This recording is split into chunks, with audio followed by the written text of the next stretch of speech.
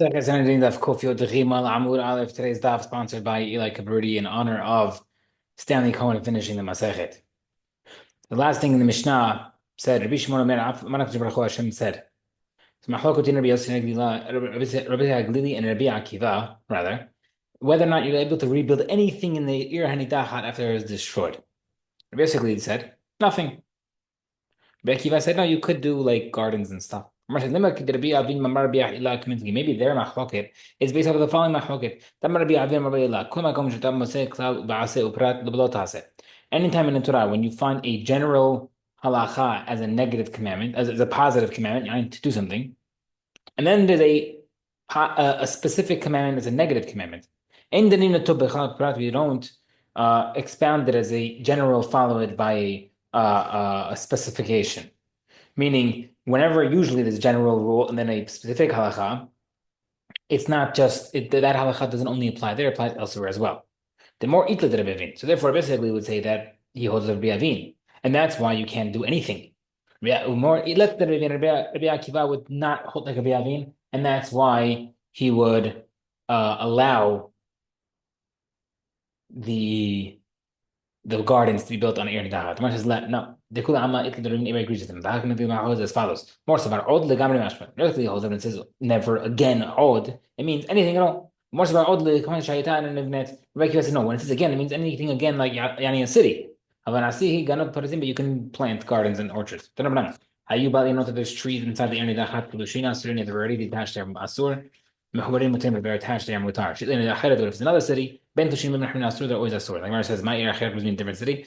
Marbi Hizdad of Yericho, it's referring to Yericho that was destroyed. The Tivayata, Yerahirem, Vihia, Holash, Bahal Hashem will always be Asur, and therefore any type of tree from the Asur. And I mentioned that Yoshua Ba'et Helimor, Yoshua told the people, Arura Yishulatini Hashem Yashayakum Banata Yerazota Yericho, Bivchoro Yisidin of Siro Yasid Lazel. He cursed the person who rebuilds Yericho, that his oldest son, when he will die, when he puts that foundation, his youngest son will die when he set up the gates. Tanya, right, said, Lo Yericho Hashem Irachet, Velo Irachet Hashem Yericho. You can't rebuild Yericho, the city itself that used to be Yericho, and you can't build a new city and call it Yericho.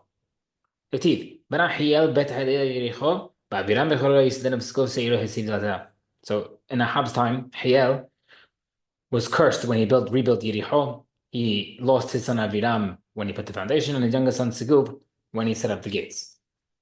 And that was a different city. You just call it Yericho. The one that says, Aviram Bechoro Rasha. His wicked son Aviram died. His Bechor Lai Lamod, he should have learned from that. Beskuf Seiru Lai Lamod, and also should have learned from his definitely not learned to continue from his youngest son dying by the gates. He should have definitely learned not to build it. The Gemara says, Aviram Misigil Ma'avud. Why are you calling them Rishaim, the children? What do they do? The Gemara says, no. Achi Gamar. Ba'aviram Bechoro Hayel Lamod La'otor Hasha Beskuf Seiru. The wicked man Hiel should have learned that when his son died, his firstborn son Aviram died, he should have learned what would happen to his youngest son Segov. Like Gemara says,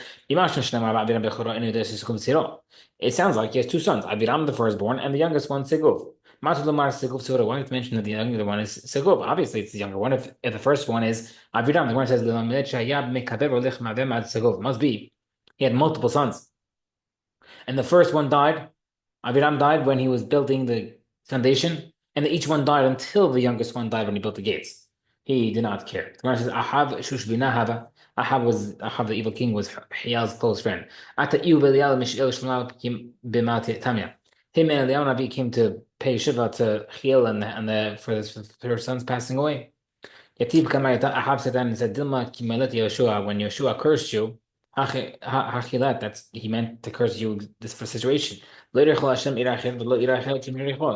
rebuild Yericho, or like what you did, build a new city and call it Yericho. Amar le said, That's exactly why Chiel was punished. Amar le, Achab said, 1 second. Moshe Rabbeinu cursed, and that curse did not happen, because what is it? Hashem's angry, you do have the zera, Hashem will stop rain. He's like, and I know myself, Ahab saying about himself, proudly, I made Avodah Zarah across the planet. Every possible spot we had Avodah Zarah, like we said. And it never stopped raining. So therefore, I would think that the student, Yeshua, would also curse would not come through. Yeah, therefore, what happened? Hashem Eliyahu Navi swore that there won't be raining. By Rahmeh, he prayed to Hashem. He was given the key for rain. Azal, he left. Ahab got to Eliyahu Navi, he got very upset. And Eliyahu Navi says, you know what? You asked for it. You said Moshe Rabbeinu's curse didn't come through, and therefore you thought Yeshua's curse of Yericho won't come through. I'll stop the rain right now. וידבר השם אליו לאמור לך מי זה ופניתי לך קדמה ונסרת בין אחת הכרית. והערבים מביאים לו לחם בשר בבוקר. So Eliyahu Navi went to hiding because he caused a drought. And the ravens were bringing meat and bread every day. The Gemara says, Mehecha, where would they get the meat from and the bread? Amar Rav Zimarav, mi beitei debached achav v'teif ma'achav's kitchens. The drought got worse because all the water dried up. When Hashem saw there was suffering in the world because of the drought, and Eliyahu Navi was still upset and not giving back the key, he said, go to this place. Eliyahu Navi spent time by a widow, and she helped him, and therefore when her son died, Eliyahu Navi went to go to her and he wanted to revive him. By Rahmeh. Eliyahu prayed to Hashem,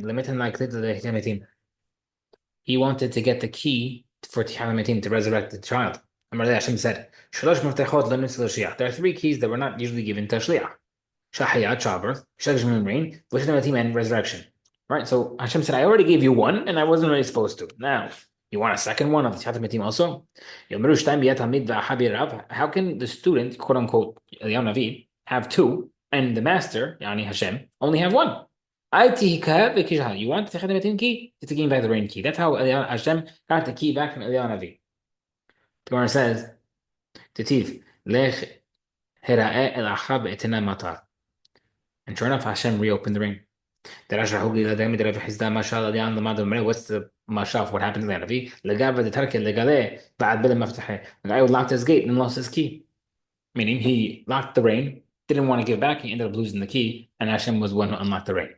The Rabbi Yosef said in Tzipora, Abba Eliyahu, he called Eliyahu Navi his friend, or his respected friend. He called him Abba. And what do you say about him? Kapitan. He's sensitive to Hashem. He's a very sensitive person. Now, however, Eliyahu Navi used to learn with Rabbi Yossi every single day. After Rabbi Yossi said that Eliyahu Navi is sensitive, Eliyahu Navi didn't come for 3 days. When he finally came, he said to him, how come you didn't come the last 3 days to learn? He said, Kaptan Karitli, you called me a Kaptan. Why should I come to you if you insulted me? He said, more. He said, you proved my point. You showed that you are sensitive by you didn't coming for 3 days. We can't say that this is a Rabbi Yossi and Eliyahu Navi's argument. We'll finish the rest of the Masechet for this Yom. Mabruk, everybody. Masechet Sanhedrin, everybody Mabruk.